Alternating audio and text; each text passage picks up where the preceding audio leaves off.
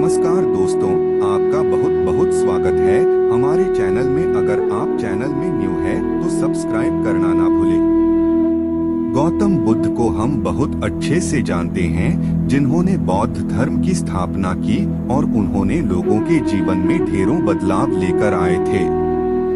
यह कहानी भी उनके बचपन की है, जब वे छोटे थे और उन्हें गौतम बुद्ध के नाम से नहीं बल्कि सिद्धार्थ के नाम से जाना जाता था।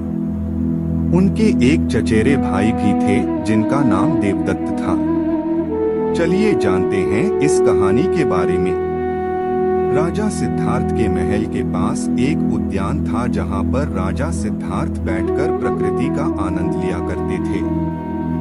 एक दिन जब वे अपने बगीचे में बैठे हुए थे कि तभी एक घायल हंस उनके पैर के पास आकर गिरा। उसके शरीर में एक तीर लगा हुआ था। उसे देखने से प्रतीत हो रहा था कि किसी शिकारी उसका शिकार किया है। हंस को तकलीफ में देखकर और उसे यूं ही फड़फड़ाता देखकर राजा सिद्धार्थ का दिल पिघल गया और उन्होंने उस हंस की सहायता करनी चाहिए। उन्होंने सबसे पहले उस हंस के शरीर से वह तीर निकाला और घायल जगह पर मलहम लगाकर उसकी पट्टी की। यह सब कर लेने के बाद देवदत्त कुछ खोजता हुआ सिद्धार्थ के पास आया। देवदत्त जैसे ही सिद्धार्थ के पास पहुंचा, उसने कहा, अच्छा तो यह तुम्हारे पास है, लाओ इसे मुझे दे दो, इसका शिकार मैंने किया है। इसका शिकार करने में मुझे बहुत मेहनत करनी पड़ी थी, इस पर मेरा अधिकार है। देवदत्त की यह बात सुनकर सिद्धार्थ ने उससे कहा, नहीं, यह हंस घायल था और मेरे पास आया। मैंने इसकी मदद की और उसकी जान बचाई, इसीलिए इस पर अधिकार मेरा है। दोनों भाइयों के बीच उस हंस के अधिकार को लेकर बहस होने लगी। अब वे जानना चाहते थे कि उस हंस पर किसका अधिकार ज्यादा है। ऐसे में उन दोनों ने निर्णय लिया कि वे दोनों राजा के पास जाएंगे। सिद्धार्थ की पिताजी कपिलवस्तु के राजा थे। वे दोनों राजा के पास गए। राजा के पास पहुंचते ही देवदत्त ने सबसे पहले कहा, महाराज, इस हंस पर सबसे ज्यादा अधिकार मेरा है, क्योंकि मैंने इसका शिकार किया है। इस वजह से आप सिद्धार्थ से कहिए कि वह यह हंस मुझे दे दे। जैसे ही देवदत्त की बात पूरी हुई, तब राजा ने दोनों को शांत किया और फिर उनसे पूछा कि पूरी बात क्या है।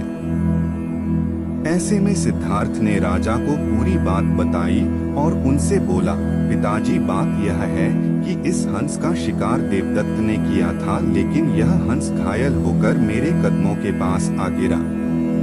इसे घायल देखकर मैंने इसका इलाज किया और इसे ठीक किया। अब आप ही बताइए कि इस हंस पर सबसे ज्यादा अधिकार मेरा है।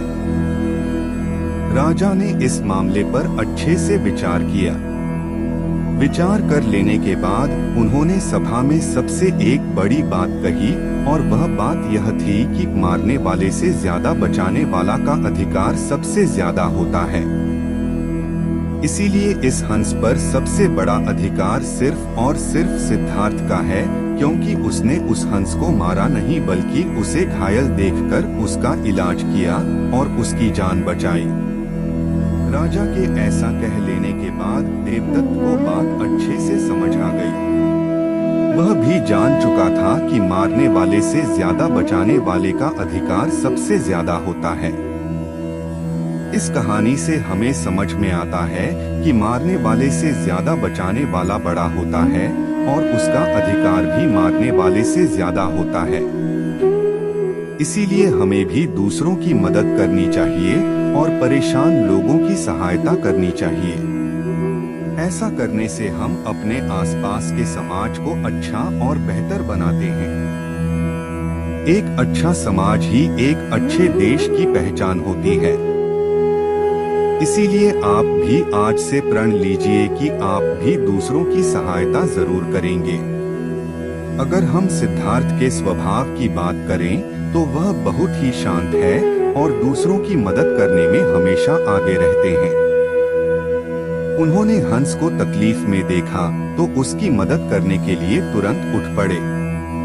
इसे यह बात पता चलती है कि सिद्धार्थ को दूसरों को तकलीफ में देखकर खुद को भी तकलीफ होती है। अगर हम देवदत्त की बात करें तो वह एक लड़ाकू बालक था जिसमें सब्र की कमी थी। देवदत्त बस इतना ही जानता था, मरने वाले का अधिकार ज्यादा होता है। वह जीवों को मारने में संकोच नहीं करता था, जो कि गलत है। वह सिद्धार्थ के विपरीत था। दोस्तों, यह कहानी आपको कैसी लगी नीचे कमेंट बॉक्स में कमेंट करके जरूर बताएं।